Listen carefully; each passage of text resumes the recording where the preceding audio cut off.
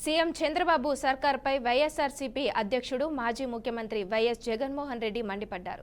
రాక్షస పాలనలో ఉన్నామని, ఈ రాష్ట్రంలో పాలన చూస్తే ఎవరికైనా ఇట్టే అర్థమవుతుందంటూ మండిపడ్డారు. తాడపల్లిలోని పార్టీ కేంద్ర కార్యాలయంలో కాకినాడ జిల్లా పిఠాపురం మున్సిపాలిటీ, ప్రకాశం జిల్లా మార్కాపురం, శ్రీ సత్యసాయి జిల్లా కదిరి నియోజకవర్గం, గాన్లపేట, చిత్తూరు జిల్లా కుప్పం నియోజకవర్గం, రామకుప్పం వైఎస్ఆర్సీపీ నేతలతో ఆయన సమావేశమయ్యారు. ఈ భేటీలో తాజా రాజకీయ పరిణామాలు, పార్టీ బలోపేతంపై వైఎస్ జగన్ చర్చించారు.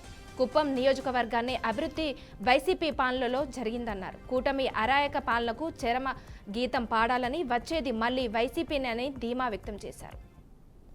నేను తెలుగుదేశం వాళ్ళంతా కూడా ఇలానే రాక్షస పాలన చేయండి అని చెప్పి ఇక్కడి నుంచి సంకేతం ఇస్తున్నాడు. బలవంతంగా 6 గెలిచిన మీరు, 19 గెలిచిన మేము, అయినా ఈ కుప్పం మున్సిపాలిటీలో మీరే చైర్మన్ అని చెప్పి మీరంతకు మీరే చెప్పుకుంటూ మీరంతకు మీరే ఒక్కొక్కరికి 50 లక్షలు. ముఖ్యమంత్రిగా ఉన్నావు, నువ్వు చేయాల్సిన పని ఇదే. ప్రజాస్వామ్యం అంటే ఏమిటి అని చెప్పి ప్రజలకు నువ్వు అద్దం పెట్టి చూపించాలి. ప్రజాస్వామ్యం, కాన్స్టిట్యూషన్ ఇది, నేను దానికి రిప్రజెంటేటివ్, నేను ముఖ్యమంత్రిని. కాన్స్టిట్యూషన్ అనేది ఒక బైబుల్ లాంటిది, ఒక ఖురాన్ లాంటిది, ఒక భగవద్గీత లాంటిది. ప్రతి రాజకీయ నాయకుడు ప్రమాణం చేసేటప్పుడు కూడా చెప్తాడు, కాన్స్టిట్యూషన్కి నేను లోబడి ఉంటాను అని కూడా ప్రమాణం చేసి కూడా చెప్తారు. కానీ ముఖ్యమంత్రి అయిన తర్వాత ఆయనే దగ్గరుండి కాన్స్టిట్యూషన్ను తగలబెడతా ఉన్నాడు. 19 కౌన్సిలర్లు మనం గెలిచినా కూడా ప్రలోభాలకు, పోలీసుల దౌర్జన్యానికి నిదర్శనంగా నిలబడింది కుప్పం నియోజకవర్గం. ఇంకా ఆశ్చర్యం ఏమిటో తెలుసా, ఇదే కుప్పం, ఈ కుప్పానికి మున్సిపాలిటీ హోదా ఇచ్చింది ఎవరు తెలుసా? మనమే.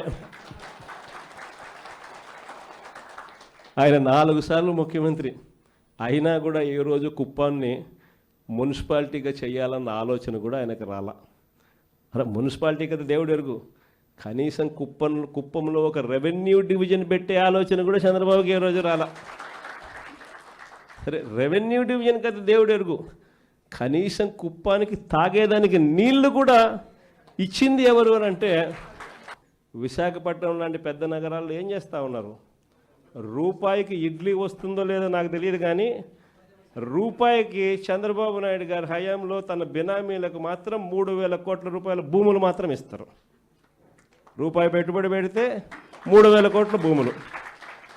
ఊరు పేరు లేని ఉర్సా అంట, ఇంకొక కంపెనీ లూలు అంట, లూలులు లిల్లీలు. ఈ కంపెనీలకు మరో 1,500 నుంచి 2,000 కోట్లు విలువ చేసే భూమి విశాఖపట్నంలో వాళ్ళకు కూడా దారాదత్తం.